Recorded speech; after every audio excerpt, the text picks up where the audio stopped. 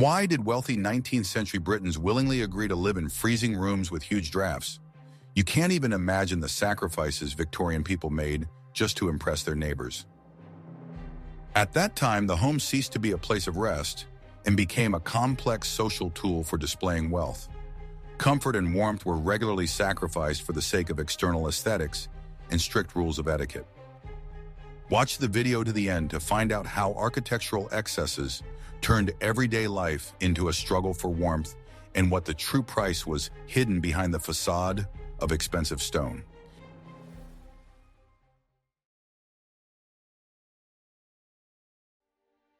What I am about to show you will change your perception of home comfort in that distant and ambiguous era.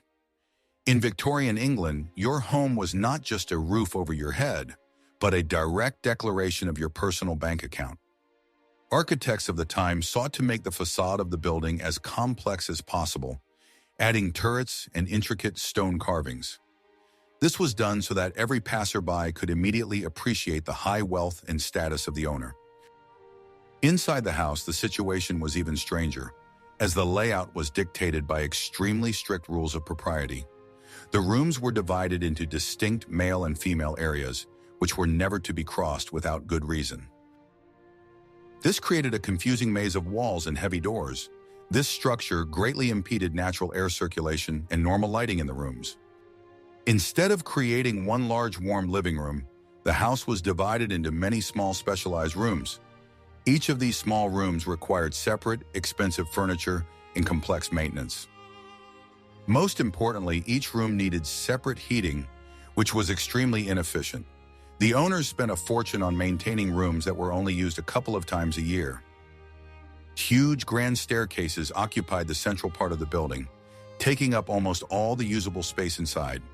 They created powerful currents of cold air that flowed freely through all floors. These staircases were only needed so that guests could appreciate the grandeur of the house upon entering. The practical use of such monumental structures in everyday life was virtually zero. Building materials were chosen based on their rarity and high price, rather than their thermal conductivity. Expensive natural stone, which retains heat very poorly, was valued much more highly than practical brick. As a result, people lived in beautiful but freezing stone boxes, even in the most severe frosts. Cold became a constant companion of the aristocracy, hidden behind gilding and marble. Living quarters were often located above damp basements, where kitchens and rooms for lower servants were located. Moisture and unpleasant odors from below constantly rose into the reception rooms through cracks in the floor. This created a specific heavy aroma that could not be removed by any perfume. The residents got used to the constant dampness, considering it an inevitable attribute of an old stately mansion. The division of the house into many floors forced people to constantly move up and down steep stairs. Elderly family members often found themselves locked in their rooms because they were unable to overcome these obstacles. However, the status of the young and energetic owner required precisely such a vertical and complex structure. The house became an obstacle course that had to be overcome in order to save face. The walls of the formal rooms were often decorated with heavy fabrics or wood paneling made from rare woods. These materials were very beautiful, but moisture often accumulated behind them and mold developed. The owners preferred not to notice the damage to the walls until it became obvious to guests. Aesthetic perfection was more important than the health of the people living within these walls. Homeowners competed with each other in the number of rooms and the complexity of their internal functional design. Having a separate room for cleaning shoes or storing silverware was considered a sign of good taste. In reality, this only increased the cost of lighting and maintaining a minimum temperature. Each new square meter required the attention of servants and huge expenses for coal heating. The status of the house was even emphasized by the design of the entrance, which had to be as majestic and cold as possible.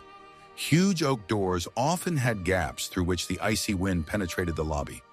The owners were proud of the massiveness of their home, not noticing how it slowly drained their strength. The house was a fortress of social status, but it was not a cozy family nest at all. We would love to hear your opinion. What do you think about this willingness to sacrifice comfort for the sake of others' opinions. Write about it in the comments and be sure to subscribe to our channel so you don't miss new episodes about the secrets of history.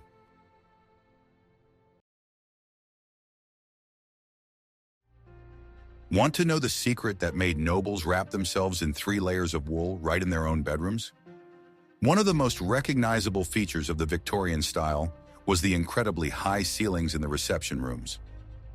From an aesthetic point of view, this created a feeling of spaciousness and grandeur, reminiscent of palace halls. However, from a physics point of view, this solution was a real engineering disaster for the residents. All the warm air from the fireplaces instantly rose to the ceiling, as is natural. There it accumulated in huge volumes, remaining completely useless to the people below. The owners at floor level continued to freeze, while the upper part of the room was well heated. The temperature difference between a person's head and feet could reach 10 degrees or more. It was practically impossible to heat the huge volume of air in such rooms using the stove technologies of the time. Even if the fireplace burned all day, the temperature in the room rarely rose to a comfortable level. The owners had to wear heavy woolen robes and use special warmers for their hands and feet. The feeling of a draft haunted people even in the most expensive and prestigious mansions in the city. Such ceilings required the installation of very large windows so that the space would not look too gloomy. Windows of the appropriate size became another source of enormous heat loss in a residential building. At that time, the glass was very thin, and the frames were extremely poorly sealed.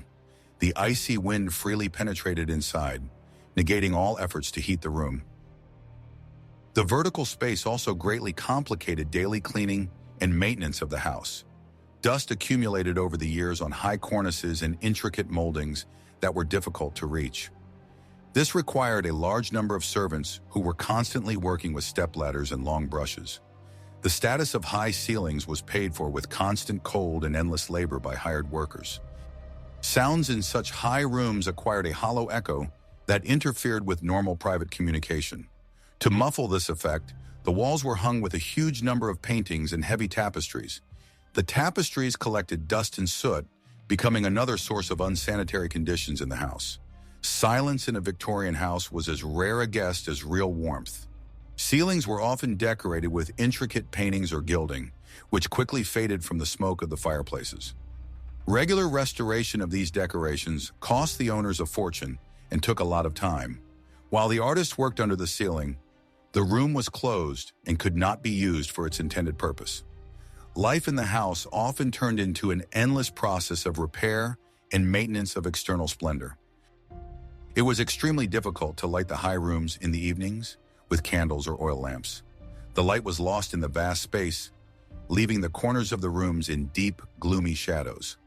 This created an oppressive atmosphere, which they tried to dispel by installing numerous additional candlesticks. The consumption of candle wax in such houses was simply astronomical by the standards of the time. Architects of the time believed that low ceilings were only suitable for peasant huts and utility rooms. They imposed the idea of air and grandeur on their clients, completely ignoring issues of economy and warmth. Wealthy customers readily agreed, fearing to be considered stingy or lacking in the true artistic taste.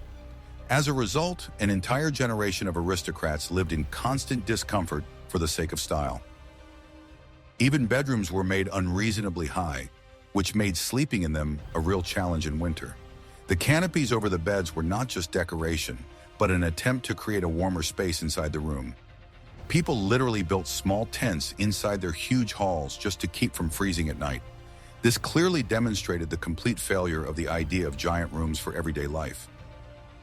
Are you ready to learn how Victorian engineers tried to combat the cold and why their solutions often made things worse?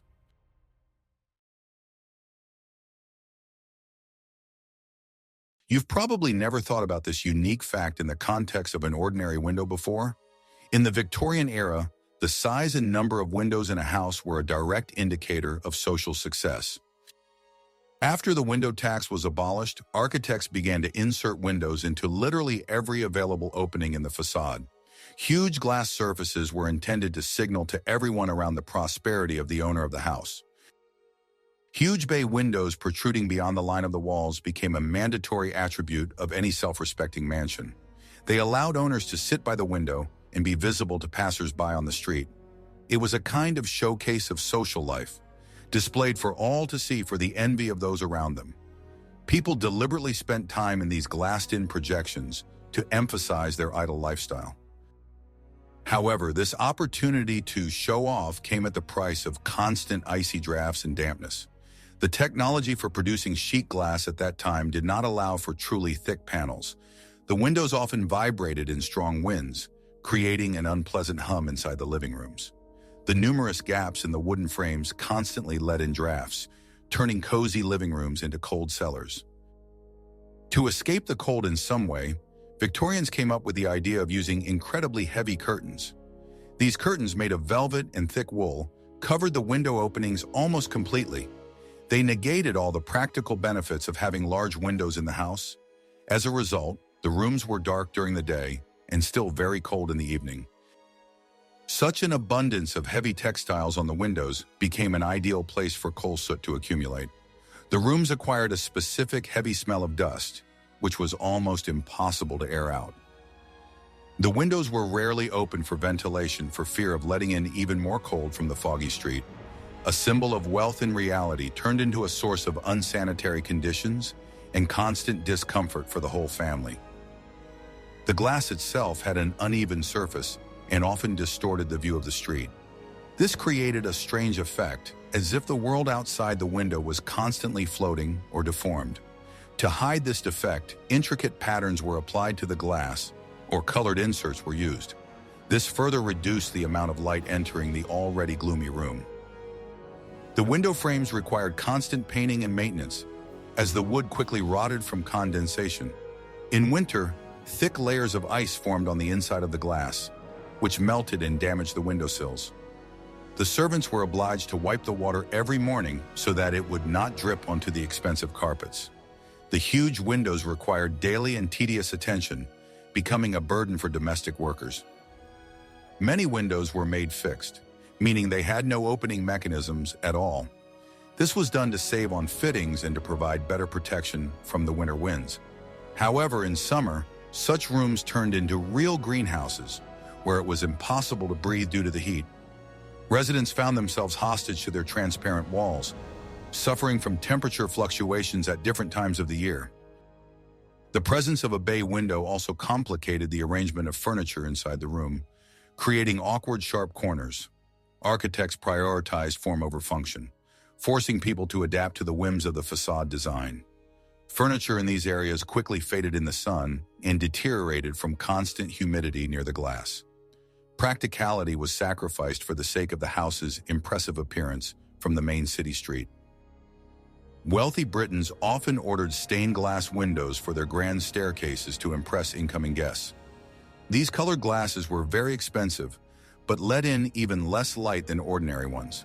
As a result, the stairwells were plunged into perpetual twilight even at the sunniest noon. Spending huge amounts of money to make a house darker was the norm at the time. Thank you for watching our channel. Please like this video if you are interested in learning such details about life in the past.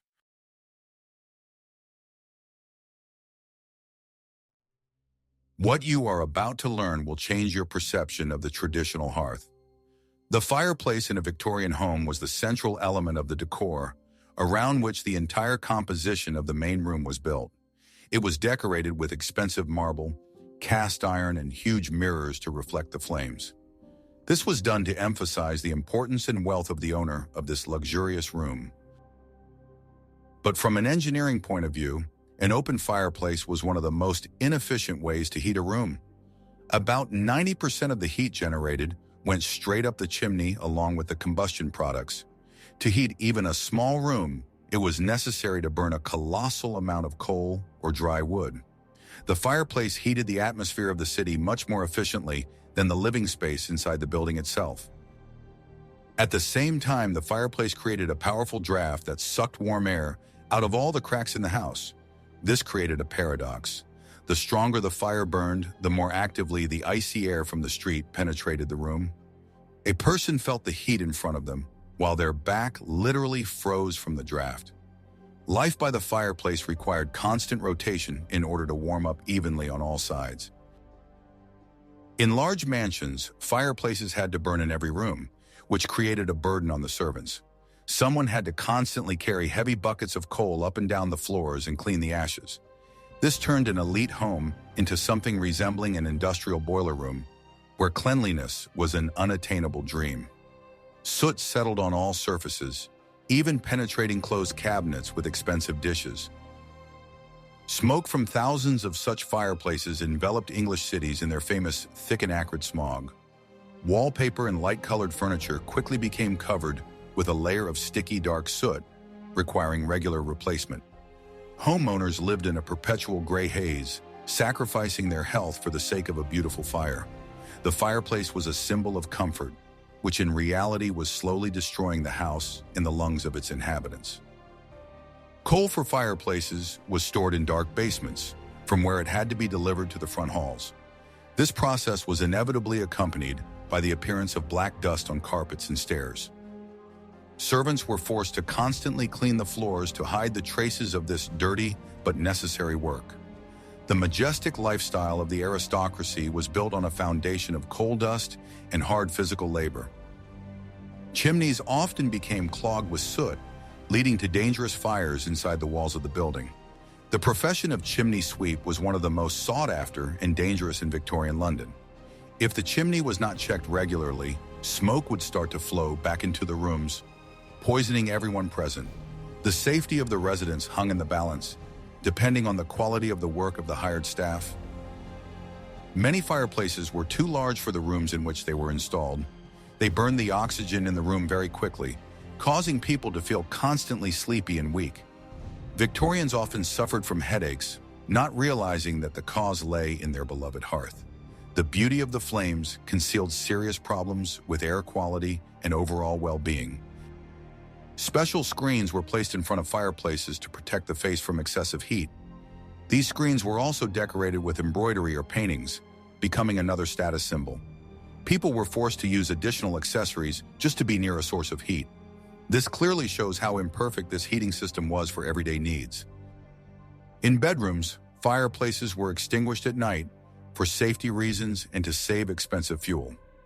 By morning, the temperature in the room dropped to almost street level, and the water in the jugs could freeze.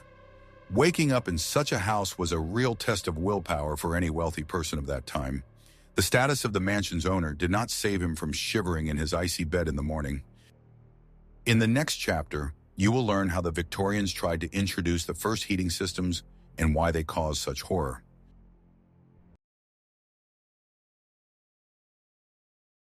In the mid-19th century, the first tentative attempts to create a heat distribution system began to appear. Engineers proposed using steam or hot water, which would circulate through cast iron pipes. This seemed like a real breakthrough, promising to free people from the need to burn coal in every room. Society met these ideas with a great deal of skepticism and even outright fear.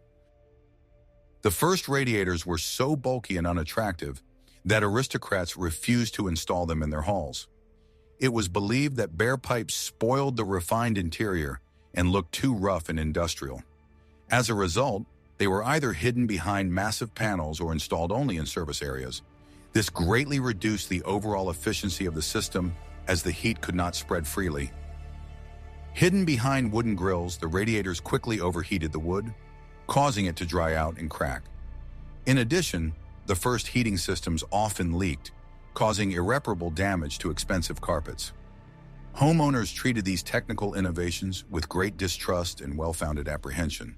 A single pipe burst could destroy a room's interior, which had been assembled over decades. The operation of such systems required a huge boiler in the basement, which needed constant monitoring. Explosions due to excess pressure were not uncommon, which only reinforced the fears of a conservative society. Many preferred to freeze by the old fireplace rather than risk their lives for the sake of an experimental warm radiator. Technical progress in everyday life advanced extremely slowly due to such incidents. Even when water heating became more reliable, it still did not cope well with large rooms. The heat from the pipes was very dry, which had a negative effect on musical instruments. The engineering thinking of the time was not yet able to offer a balance between high power and safety. The home remained a battleground between old traditions and the imperfect technologies of the coming future. Radiators often made strange, frightening noises, clicks, whistles, and loud gurgling of water. These noises disturbed the peace of the house and frightened the impressionable inhabitants of the mansions at night. The servants did not know how to use the complicated taps and valves, which often led to breakdowns. The new technology required staff training, for which many owners were completely unprepared. The first attempts to regulate the temperature were limited to simply opening or closing windows. Thermostats did not yet exist, so rooms were either too hot or still cold. People felt uncomfortable in conditions that they could not fully control with their own hands. This caused irritation among those who were accustomed to absolute order in their homes. Heating pipes were often laid directly on top of the walls, which looked terrible to aesthetes. To hide them, meters of expensive fabric were used or special plasterboard boxes were built. This made it difficult to access the system in case of an accident or minor repairs. Practicality once again lost out to the desire to maintain the impeccable appearance of the front rooms. Some engineers attempted to combine fireplaces with water circuits, creating hybrid heating systems. These devices were incredibly difficult to install and required regular, costly maintenance by specialists. Most often, such systems broke down in the middle of winter, leaving homeowners without heat. The complexity of the technology at the time often became its main and fatal flaw. As a result, most homeowners continued to use the old methods, only occasionally turning on the new radiators. Tradition was stronger than innovation, and the habit of seeing an open fire reassured residents better than any pipes. The Victorian house remained a monument to a transitional period where progress coexisted with savagery. Every innovation was introduced with a struggle, overcoming the resistance of centuries-old habits of the British aristocracy.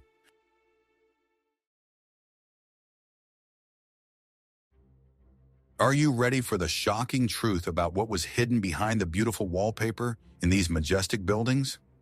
Victorian houses were built with great attention to exterior decoration, but with complete disregard for waterproofing. Moisture from the ground easily rose up the brick walls, creating a damp, crypt-like atmosphere in the rooms. Foundations often had no protection from groundwater, which saturated the building. To combat visible damp patches, walls were covered with heavy panels or layers of thick wallpaper. This did not solve the problem at all, but only hid it from the eyes of guests and owners. Inside the structures, ideal conditions were created for the growth of black mold and the destruction of bricks. Residents breathed this contaminated air for years, unaware of the reasons for their constant poor health. The appearance of the first bathrooms inside the house only exacerbated the overall situation with humidity and odors. Pipes were often laid openly along the walls, as the architecture did not provide for such communications. Condensation from the cold metal pipes dripped onto the floor, gradually destroying the floors between stories. The concept of comfort in the bathroom at that time was very different from our modern ideas. Ventilation in such sanitary facilities was practically non-existent, as a small window was considered sufficient. Odors and moist steam spread throughout the house, soaking into the heavy upholstery of expensive furniture. The concept of personal hygiene was introduced into a space that was technically completely unprepared for it. The house slowly became saturated with moisture, which destroyed it from the inside over decades. Kitchens located in basements added their share of heat and smoke to the overall atmosphere. Complex ventilation shaft systems often malfunctioned, drawing kitchen odors directly into the living rooms. The comfort of living in such a house was a dubious pleasure, despite all the gilded moldings. Life in a mansion required patience with smells that would seem unbearable to us today. Sewers in Victorian homes often clogged due to improper pipe slopes and poor quality materials. Repairing such a system required opening up the floors in the front halls, which was a real disaster for the interior.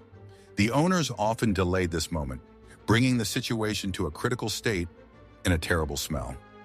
The owner's status did not save him from the mundane problems of a faulty toilet or sink. The water for washing often had an unpleasant metallic taste due to the use of lead pipes.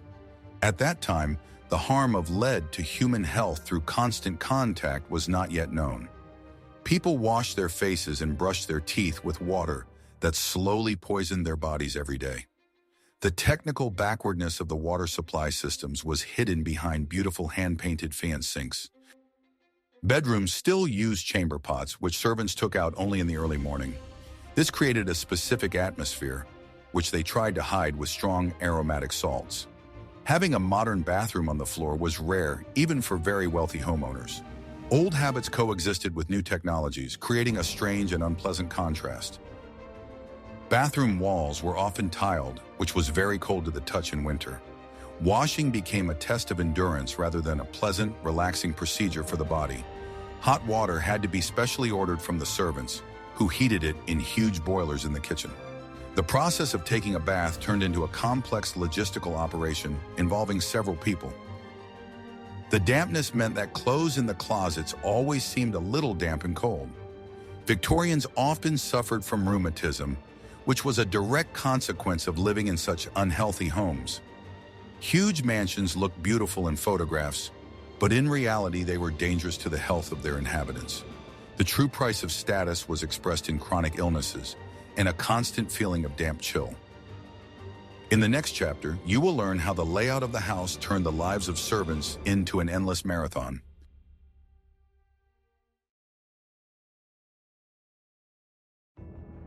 The vertical layout of a Victorian house was not just an architectural decision, but a strict tool of control.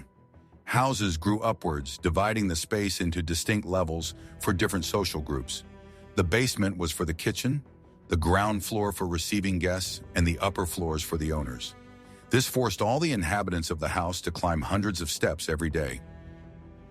There were separate, incredibly narrow and steep staircases for the servants, completely hidden from the eyes of their masters. These passageways often lacked proper lighting and ventilation, turning them into traps. Carrying heavy trays of hot food up such stairs was a daily and very dangerous task. Servants often suffered injuries, which their employers preferred to ignore in their busyness. The grand staircases, on the other hand, were made as wide and gentle as possible for the convenience of the wealthy guests of the house. Ladies in lavish dresses could gracefully descend them for dinner, showing off their outfits. However, this design created a huge empty space in the very center of the residential building. This light well acted as a giant extractor fan, quickly removing residual heat from the rooms. The owners of the houses never thought about how inefficiently the expensive space of their homes was being used. It was more important to have a clear boundary between the world of servants and the world of masters at all times. The staircase became the physical embodiment of hierarchy, where each level corresponded to a person's specific social status. The house was divided into invisible zones that could not be violated without special need. This layout made the house extremely inconvenient for the elderly or disabled. Climbing to the upper floor to the bedroom was a real feat for a person with bad legs. However, the status of a successful head of the family dictated this particular format of housing for all family members. The convenience of a particular person always took second place to the need to meet the expectations of high society. Staircases were often decorated with heavy carpets, which were secured with special copper rods for reliability. These carpets collected tons of dust, which was extremely difficult to clean completely in one go. The air on the staircases was always heavy and stagnant due to the lack of windows in these areas. The owners passed through here quickly, trying not to linger in these gloomy transit spaces of their home. Over time, the steps began to creak unpleasantly, revealing any movement of people around the house at night. This created an atmosphere of constant mutual control between the owners and their numerous hired servants. It was almost impossible to hide or be alone in such a house due to its acoustic characteristics. Every sound of footsteps echoed throughout the building, violating the privacy of the mansion's inhabitants. Lighting the staircases was costly, as the lamps had to be lit almost constantly. This created an additional fire hazard in areas that were the main escape routes. Victorians often used gas horns, which greatly heated the air in the narrow spaces of the stairwells. Breathing on the stairs was even more difficult than in the front hall of the house, which was crowded with guests. In wealthy homes, stairwells were turned into miniature galleries displaying family portraits of ancestors. Guests were expected to feel a sense of respect for the host's lineage as they ascended to the desired floor. This turned an ordinary ascent into a solemn procession, devoid of any domestic simplicity and sincere comfort. The architecture served the purposes of education and psychological pressure on everyone who entered.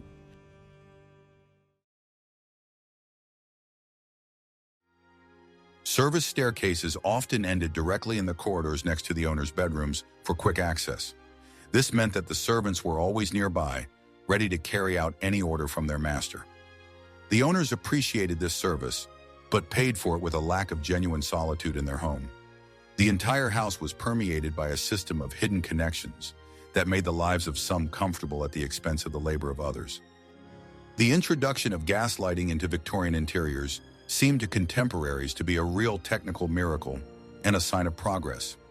Houses were filled with bright, even light that allowed people to go about their business at any time of the day or night.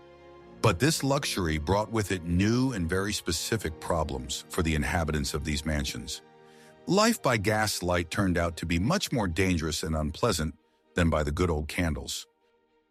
Burning gas in enclosed spaces led to the rapid depletion of oxygen in the air. The ceilings in rooms with gas lamps turned black within a few months, requiring regular repairs.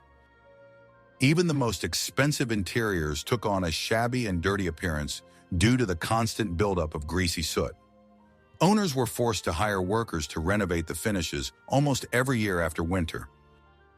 The temperature in the rooms rose significantly due to the gas burners, but it was a heavy heat. Combined with poor ventilation, the air in the living rooms became almost unbreathable after an hour. Ladies often fainted, which at the time was attributed to their excessive sensitivity. In fact, it was a common case of oxygen deprivation in a stuffy and gas-filled room. Gas pipes laid under floors and behind walls often had microscopic gas leaks.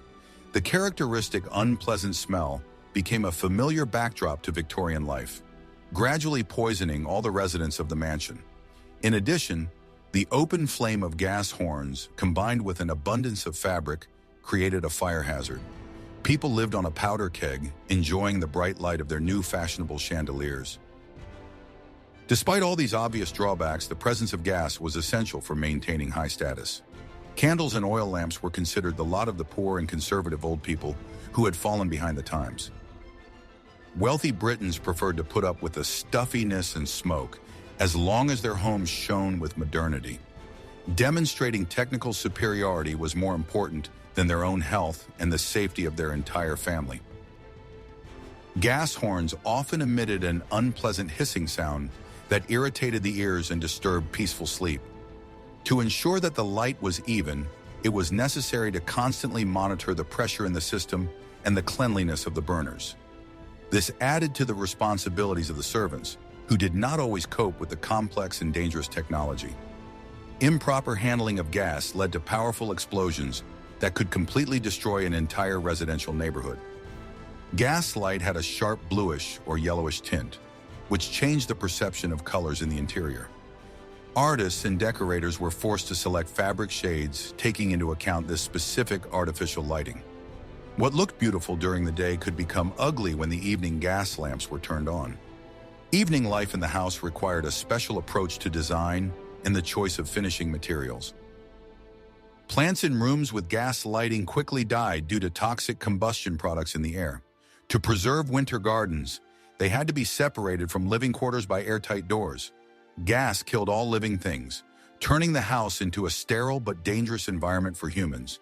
People consciously surrounded themselves with poison for the sake of being able to read newspapers in the evenings without straining their eyes.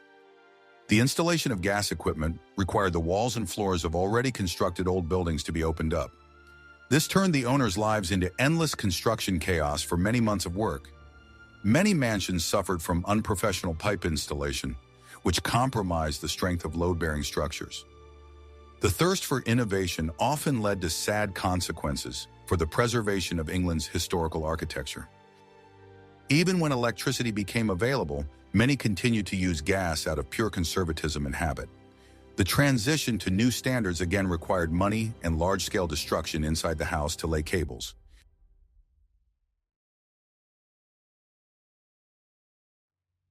Victorian society valued gas lighting until the very end for its warmth and the familiar ritual of lighting it. It was an entire era that literally burned in the flames of gas lamps for the sake of dubious comfort. The interior decoration of a Victorian house was subject to the principle of fear of emptiness in all its manifestations.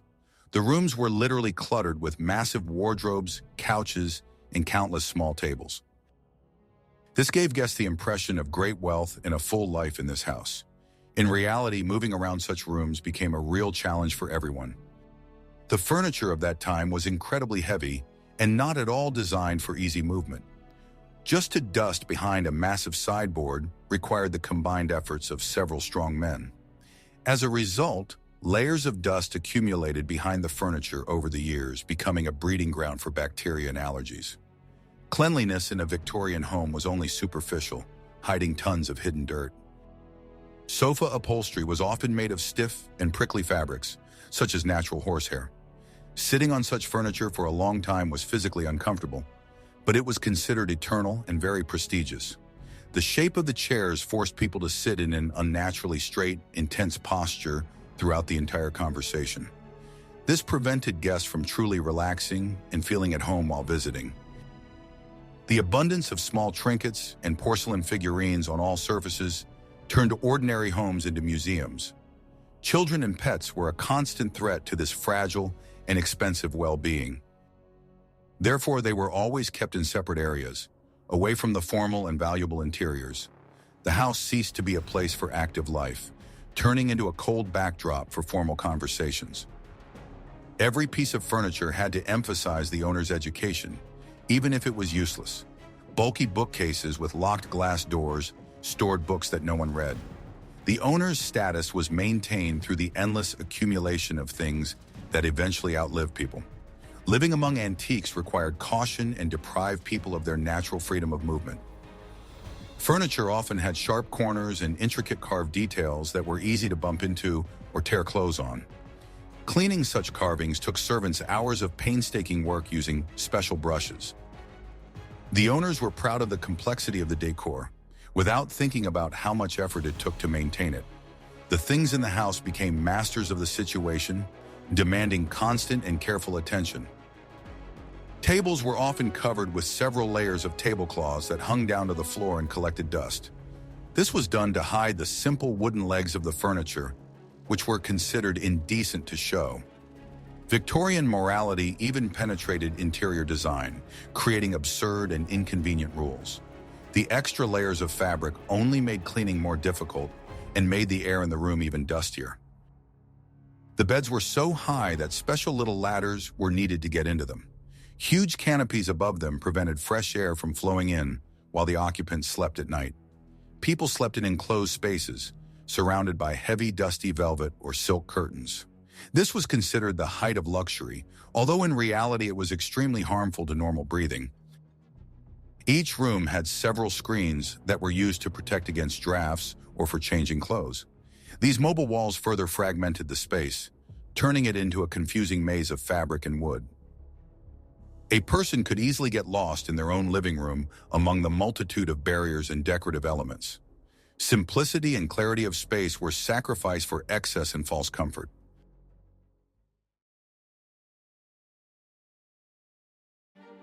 Cupboards were made so deep that it was almost impossible to find anything inside them without a lantern. This meant that many items of clothing were forgotten and ruined by damp and moths. The organization of space was extremely inefficient, despite the enormous size of the furniture itself. Victorians lived surrounded by things that got in their way, but without which they could not imagine their status. The latest fashion and the ultimate status symbol were winter gardens attached to houses. These light structures made of glass and cast iron allowed exotic plants to be grown right in the middle of London. The winter garden was a place to stroll and show off one's connection to the Great British Empire. Hosts took pride in being able to show guests palm trees or orchids in the middle of a harsh winter. However, maintaining such a glass pavilion required enormous amounts of expensive energy and human resources. The glass walls did not retain heat very well, and powerful stoves had to be installed for heating. A huge amount of coal was burned just to keep a few exotic plants from dying in the cold.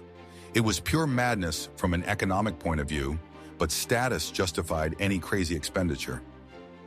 Moisture from the winter garden inevitably penetrated the main building through open doors and ventilation.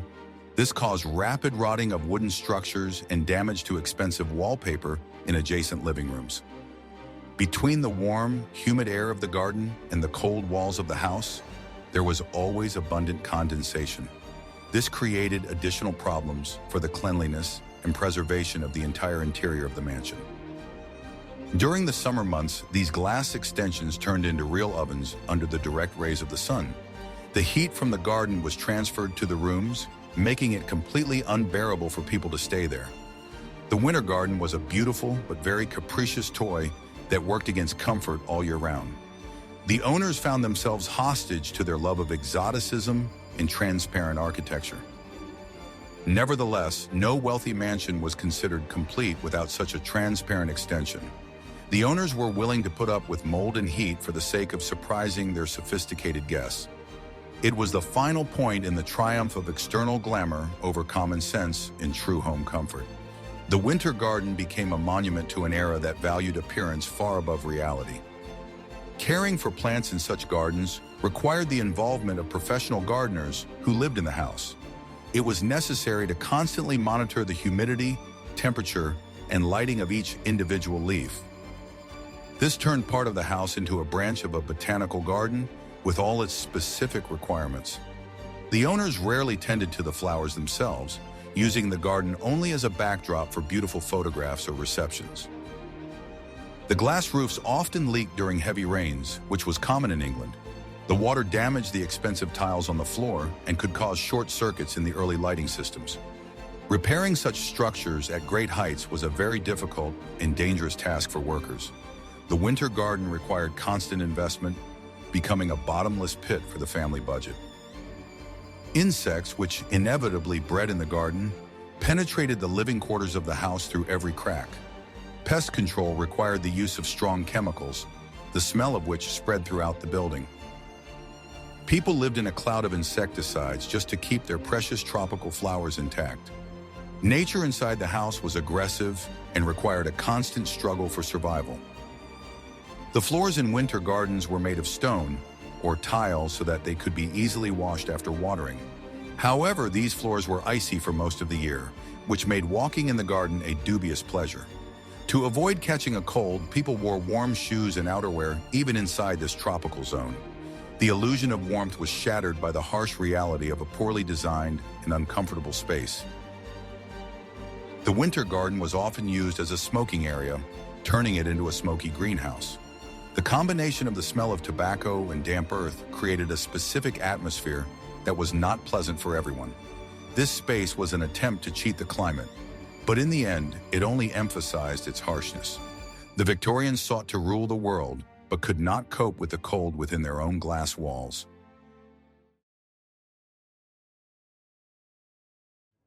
The Victorian house was a magnificent monument to human vanity and the enormous social ambitions of the time. Every architectural decision served the purpose of impressing others rather than providing real home comfort. The residents of these houses were hostages to their own status, spending years in the cold and damp. This era taught us to appreciate external beauty, but it also showed us the true cost of excessive ostentation. Do you think these architectural beauties were worth such daily torment and constant cold?